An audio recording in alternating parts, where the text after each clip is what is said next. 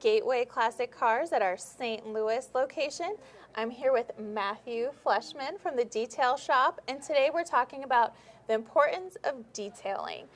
Now, before anyone even brings their car in, why do you suggest that they should detail it? Well, it's a great point, and it comes down to what's going to be the end result, or what the person is trying to accomplish with the detail. One of the things we talk about, obviously, is if you're getting ready to sell a car, conditions matter. The shininess of the paint, the shininess of the chrome, how clean the wheels are, how nice the glass looks, how nice under the hood looks.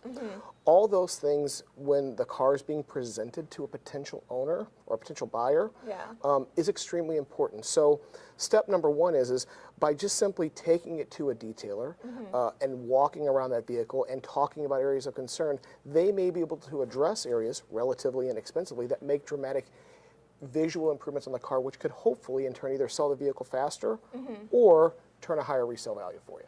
That is true. When the cars are nice and shiny and they look clean, they're the ones that get the looks. Like the, gorgeous, right? Absolutely gorgeous. Very gorgeous.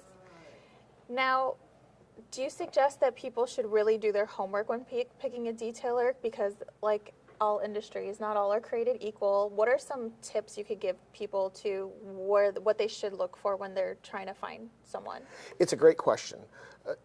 You have to remember, especially when we're talking classic or exotic or a high value vehicle, the stakes are high because if a mistake is made to where paint is burnt or the vehicle is damaged, the cost of repair is significantly higher. And in some cases on a classic car, let's say you have one that is all original, the moment somebody damages a portion of that vehicle and it has to either repaint or replace something, that could be a significant decrease. So step number one is, can the detailer even perform the services you're looking for?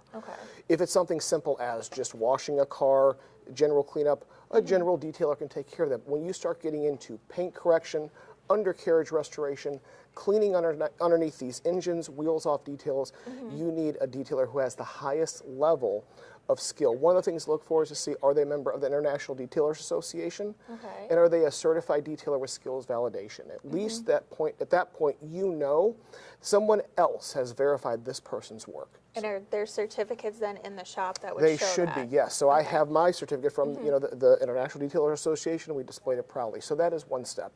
Number two, look at the reviews online. Most detailers, and I'm no exception, we post everything online. Take a look at their reviews, see what their clients are saying. Ask friends and family who have had a car maybe similar to yours, who did they use? Those would be kind of the top things, just making sure that they can perform the work and perform the work safely.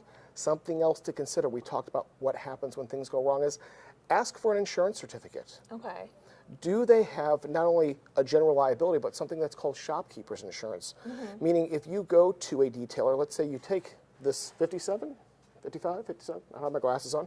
You take this beautiful, mid-50s Chevrolet that's got beautiful paint, the car looks amazing, to someone who doesn't know exactly what they're doing, and they damage it, the cost to repair would be extraordinarily expensive to get back this level of finish on the car. So those are some big things to kind of keep in mind and think about. Now we also have customers who bring their cars in for consignment, and sometimes they don't go as quick as they would like, and sometimes the cars sit here for a little extended amount of time. What do you suggest? Should people then look for a detailer to come in so often? Is there a certain timeline to make sure you're kind of keeping up with it? I think it goes down to two things. Number one, what type of protection was already on the car before it arrived? Whether the car has a ceramic coating, paint protection film, or it had a very good paste wax on the vehicle. So that's going to be number one, because what typically happens to a lot of classic cars or cars that are very special, they do sit around a lot. And what does everybody hate? Everybody hates a dusty looking car. So what do? We go find and we dig through the towels in the garage that has been there since last summer that you wiped the lawnmower off, and we wipe the car down. And the problem is you are micro-marring the surface, and when you're doing it over and over and over, you are scratching it. So having a professional detailer, let's say, come in and service that vehicle every couple of months, and making sure that it is properly washed, that it is properly cared for, and has good protection, could, if anything, it's just going to continue to maintain the look of the vehicle longer. Which I think will help, in turn, give you a higher sales price. Well, those are really great tips. Now, so does the same thing apply then after the car leaves? You purchase your dream car, and is there a certain timeline you should follow to keep that car going after you take it out of the showroom? I think immediately, for me, this is my opinion, if you are buying a higher value vehicle, regardless if it's a classic or an exotic or even a modern day car, something that is of a very high value vehicle, I think it's important to protect every aspect of that vehicle, whether it's the paint, the glass, the rubber, the trim, the interior, the undercarriage. If you can get it right from day one and have it protected, number one, you're protecting a very valuable investment, a very expensive investment, number one. Yeah. Number two, it's going to be easier that next time to take care of it. And ultimately, if you are maintaining that vehicle, if you choose to sell it, you don't have to spend as much money on the back end as well. So that upfront time, I think, is the most valuable. I agree. When you're proactive, that's when it really turns out well for you. The other thing is, what is your suggestion with just newer cars as a detailer? How do you feel about those automatic car washes that make it convenient to run and get your car clean, but what does that kind of do in the long run?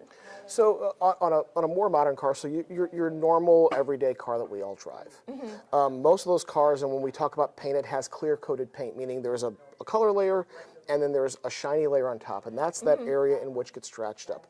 If you live in the Midwest like we do, we have snow, which means we have salt on the road. A big issue that comes into to mind that happens on a lot of these older cars is rust on the undercarriage.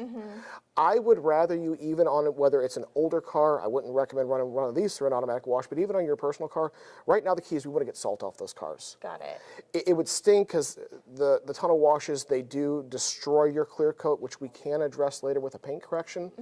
But in the immediate term, I would rather tell a customer, I'd rather you run it through, if you can try to not do the one with the brushes, maybe a spray tunnel wash, but you got to get the salt and grime off the car now.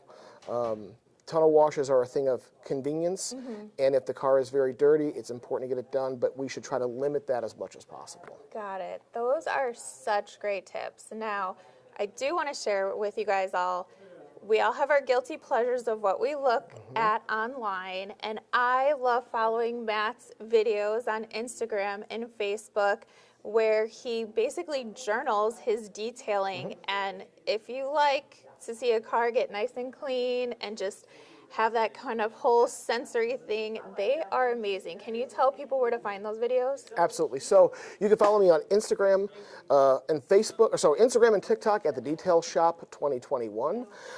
You can also follow me on my personal Facebook page, which is where I post most of my content. That's just on Facebook at Matthew J. Fleshman.